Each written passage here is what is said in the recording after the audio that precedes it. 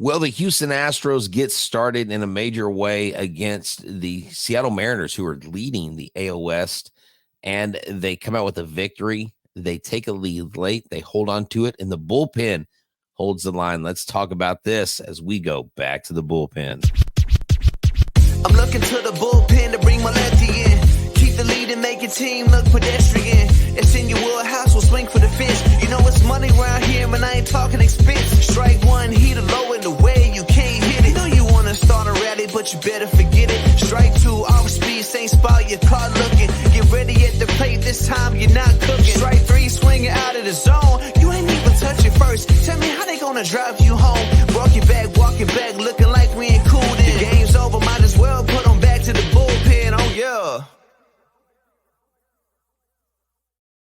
Well, folks, welcome back to the bullpen. This is Htown Wheelhouse, and I am here with Mike Stanton. Mike is here with us. You know, Mike, what a great way to open a series. And not only do we come into this episode with opening the series with a win, but we come out of a series where you beat one of the best teams right now in the American League and the Cleveland Guardians 2 games out of 3 at Minute Maid Park.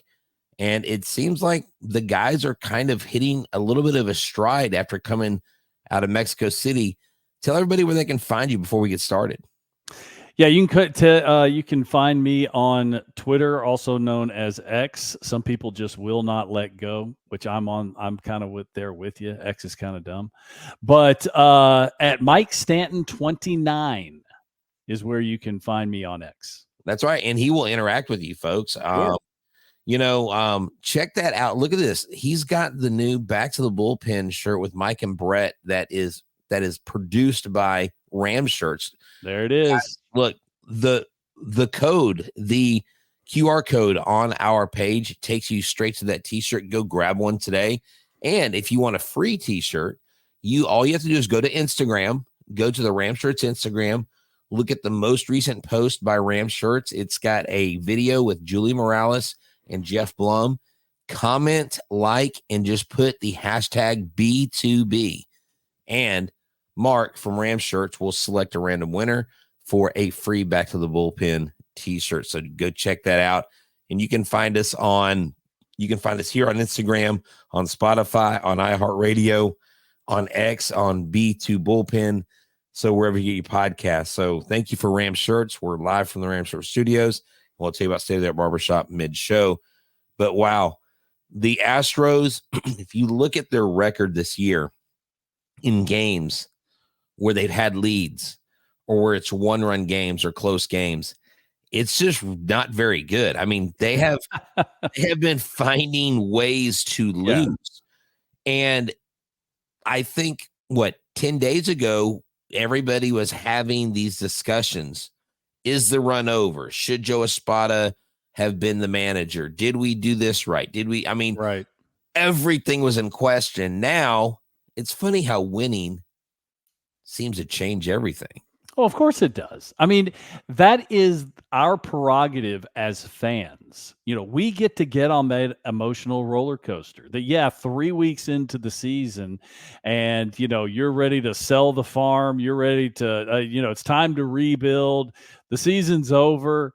Well, I mean, that's just simply not the case. I mean, one of the things that we have to all kind of guard against is the whole idea that, well, this team was only six games back of the Seattle Mariners, who they played tonight.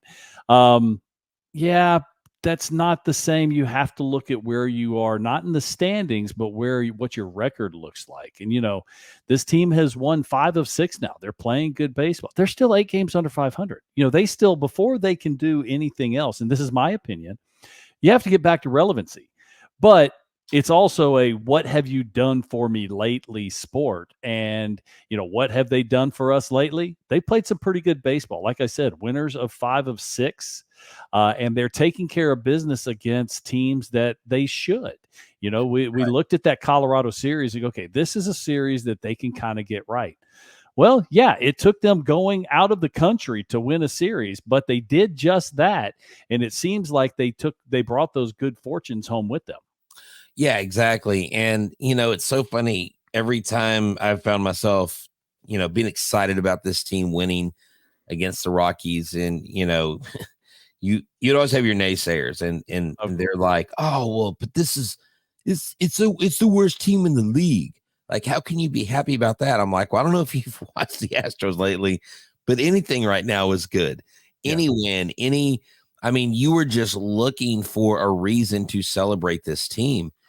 And the injury bug has hit our entire pitching staff like nobody else. But across the league, the injury bug seems to be going crazy. One wild league note, Mike Trout is going to be having knee surgery, and he's out right now. And I don't know how long he's going to be out. I mean, we've got teams that have bigger problems than what we have. I mean, we've got a squad that pretty much for the next 2 or 3 months is going to start seeing guys come back and get healthy. Mm-hmm. Hard decisions will have to be made about the rotation, who goes to the bullpen, who stays up, who stays down. And that brings me to Ronel Blanco here in a second. But before that, taking control late, that 7th inning, Mike, that reminded me of the ALDS in the 2022 season against the Mariners. Whenever Yordan Alvarez hit that walk-off home run, I was there. It was a playoff atmosphere, obviously, in a playoff game. And today felt like a playoff game. And I think the Astros kind of needed that. The fan base understands what's going on here. Not just our listeners, but all the way across Astro Nation. This is something they know, that the Seattle Mariners are a good team, not just a first place team, but, we've been talking about this team for years, that if they ever got their, together, they're going to be dangerous. Why? Because they can pitch. And Kirby, shoved tonight. Their bullpen let them down. And that's why you have to play 27 outs. You don't just, it's not just about the starting pitchers, but, a huge portion of what the Astros have done this season has been because of those injuries that you were talking about, that, heck, they've used as many pitchers already this year than they used all last year. And you were barely a month into the season. Right. So, and then all the peripheral numbers, runners in scoring position with 2 outs, all that. Yeah, it's all not good, but it still doesn't matter because you have plenty of games left. You have all kinds of things going on, and this team is playing a much better brand of baseball, and their bullpen did a nice job. Presley got out of the 8th inning there by the skin of the teeth with a very, we'll just call it unorthodox double play. Bottom line is the bullpen put up 3 zeros in the 7th, 8th, and 9th. Astros win. Exactly. And, early on, it took going into the 3rd inning for Joe. I think Loperfido got the first real hit of the game because Kirby, like you said, was shoving. He was dealing. He was dealing. And that's the thing the Mariners have is they have, like, when you look at their starting rotation, you look at the young arms mixed with Castillo whenever he's on, they really have the opportunity to put up a lineup pitching wise against you that's really good. And then in the midst of that lineup, they've got Julio Rodriguez, who is an absolute monster. Yeah. Eventually he's going to get right. He's already shown he's a second half player. He's done it several different times. Hasn't gotten off to a brutal start like he has in previous years, but he hasn't caught his stride quite yet either. So let's push that back a few more weeks. Yeah, let's not let him get too high. I know he went 1 for 4, but look, I'm always a fan of Josh Rojas. Josh Rojas was one of the first players that I ever interviewed back in 2019 when he was with the Round Rock Express. This was before the famous trade with the Diamondbacks when we got Zach Greinke. Yeah, Rojas was 3 for 4. He's their leadoff guy. It looks like he settled in real well. But the Astros pitchers handled. I mean, you got Haniger, who usually handles us. Ty France, who does a good job. They got Garver.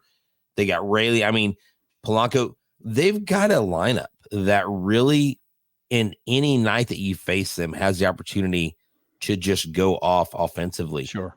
And you have to make pitches, and that's they are in first place. They haven't played great baseball either. I think they're 1 or 2 games over 500.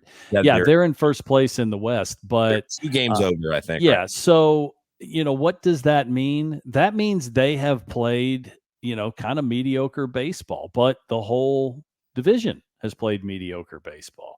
And we've said this about different teams, and we said this about the Astros last year with the Texas Rangers. Don't mess around and let the Astros stay in this. You're going to tell the Seattle Mariners the same thing. Y'all are going to mess around and let the Astros get hot, and they're going to run away with this thing.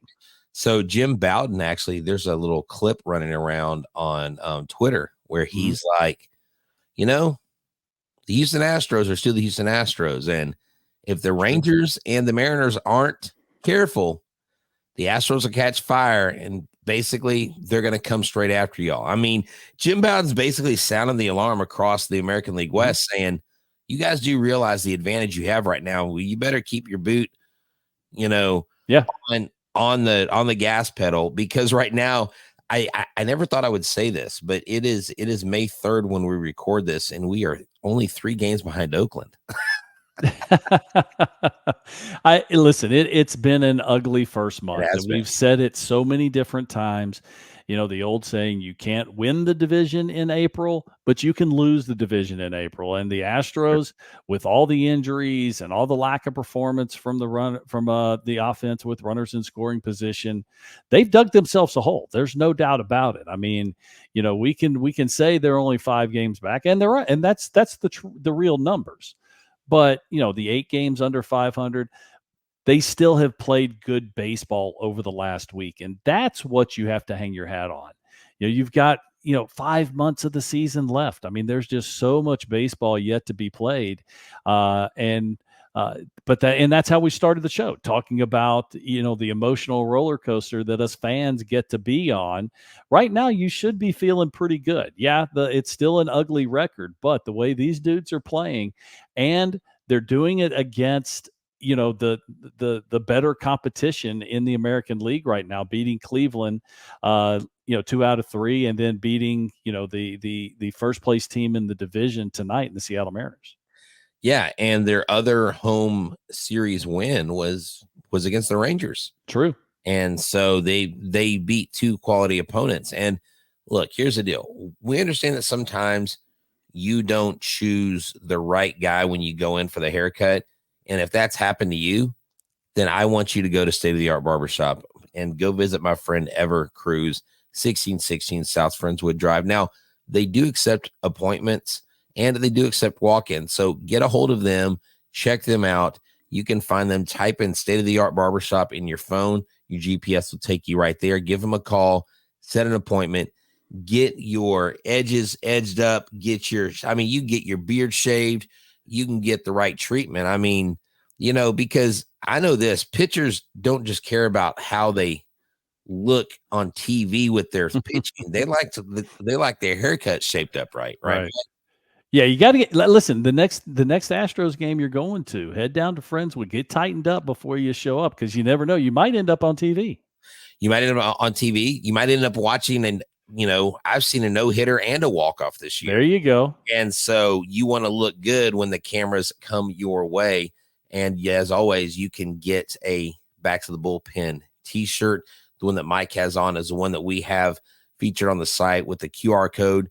And look, they are still very, very, very affordable. Get one not for just you, but your family. And hey, grab one for your neighbors. I mean, you never know. I mean, who doesn't want a neighbor that gives them a t-shirt, right?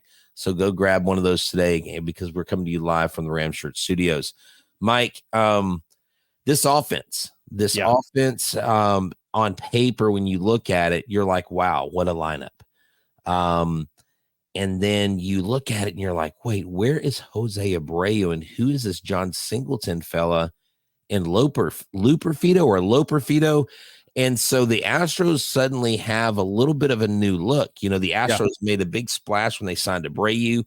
It really has not worked out. He agreed to a minor league assignment in Florida, which was a massive for a major leaguer, because I've never been one, but to accept that assignment. Yeah. And Well, what that really shows to me, Brett, is that he was struggling big time. right. And listen, everyone wants to talk about the contract. The money's already spent.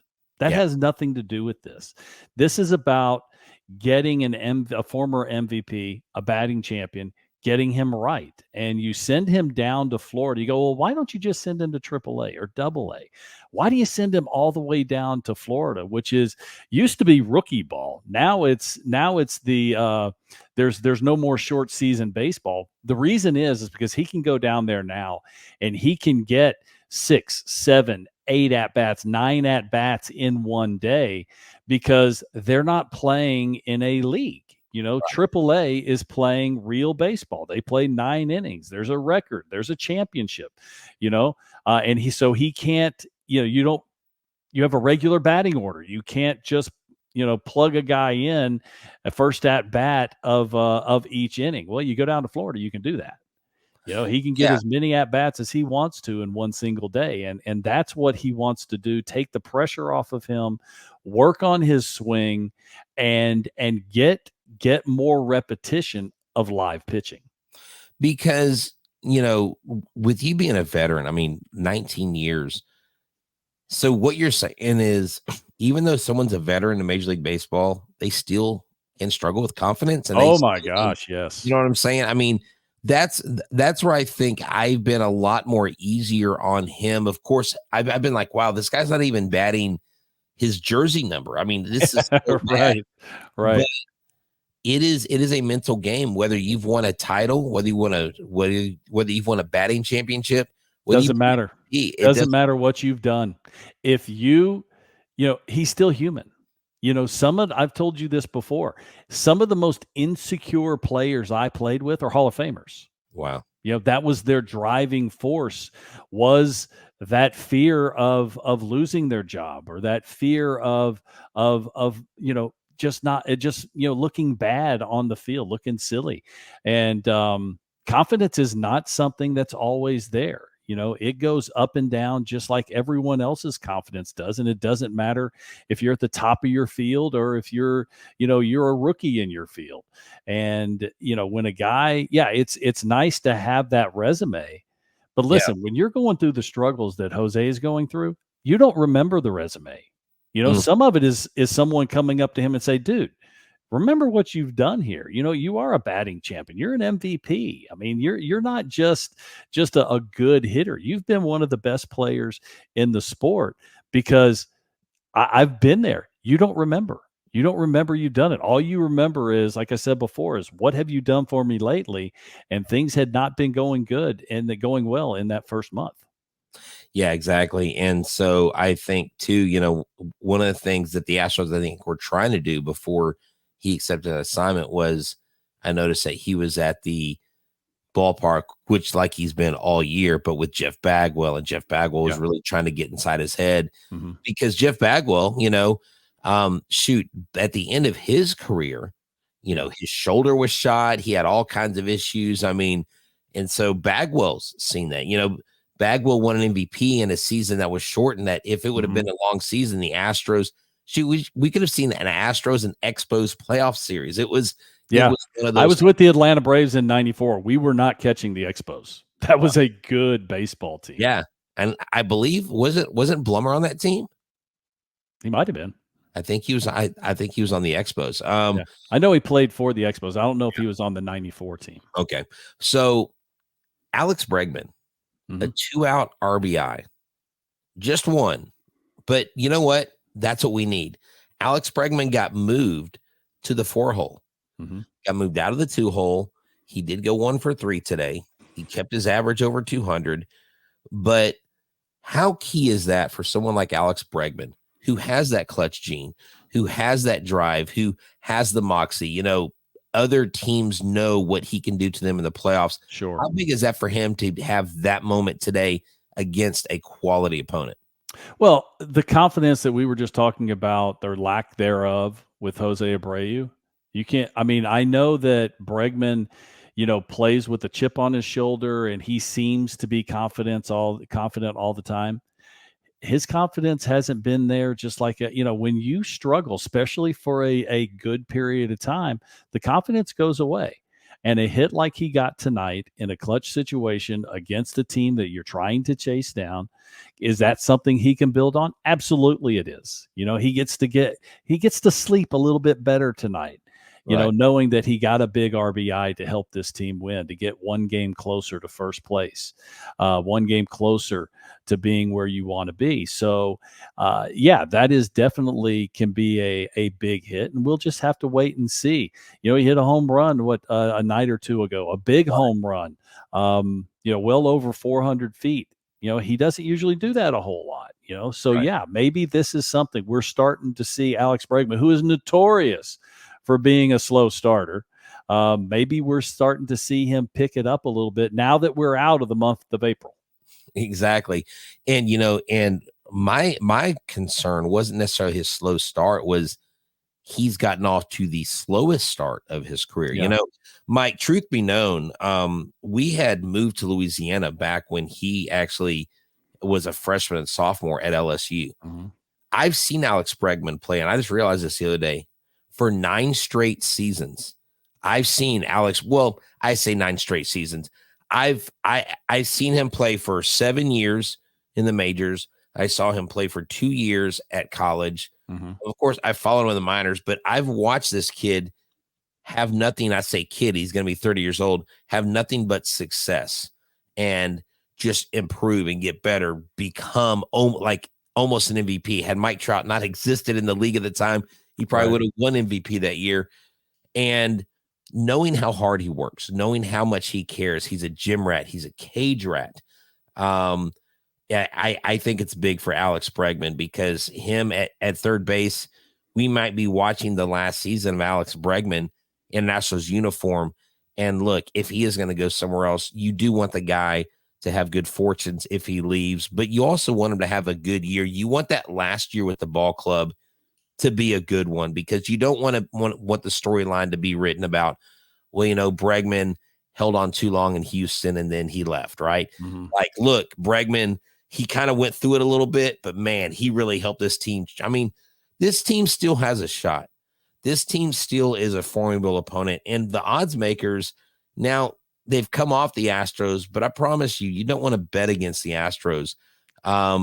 And let's round this talk off talking about the bullpen. In the back of the bullpen, you had Presley and Htown come in. Presley gave up the 2 hits. He did have the 1 strikeout. Presley's looked shaky. Mm-hmm. Presley has had a couple nights, I guess a couple games ago, where he really had his pitches working for him. He had the movement on the ball. Then Htown comes in. How key is it for him and Abreu and Htown to figure this thing out? Because they've actually been doing better than they have. If you take their collective season over the last few days, they've been trending upward.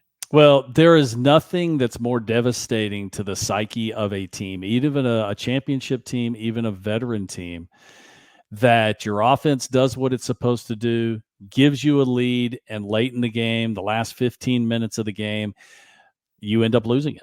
And I mean, that's a bitter pill to swallow for anybody on that team, especially when you're talking about, going into this season, everyone talking about the 3-headed monster that was supposed to close out games of Abreu, Presley, and Josh Htown. It hasn't worked out that way completely yet, but we have seen signs of them getting better. Again, Presley, he struggled a little bit tonight, but bottom line is, he got out of trouble. He put the 0 up that he needed to put up. Josh Htown, there was a walk, a couple strikeouts.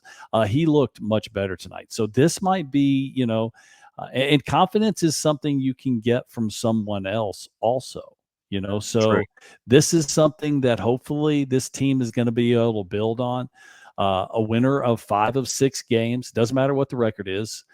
They've played well over the last week, come back out tomorrow, win another series, and hey, just start getting on a roll.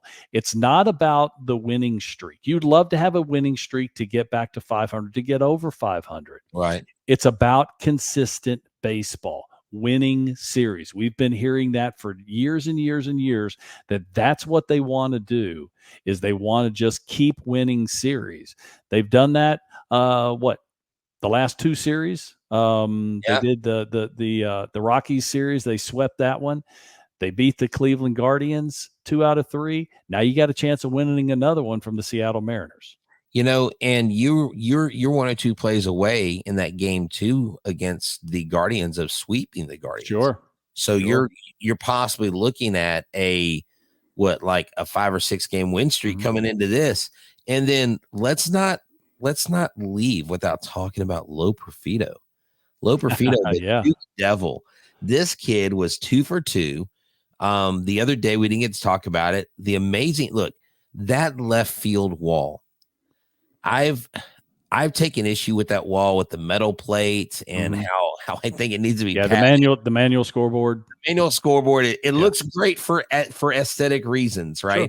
Well, it's a cool classic out of town scoreboard, but I would not want to be a left fielder slamming into that wall trying to make a catch.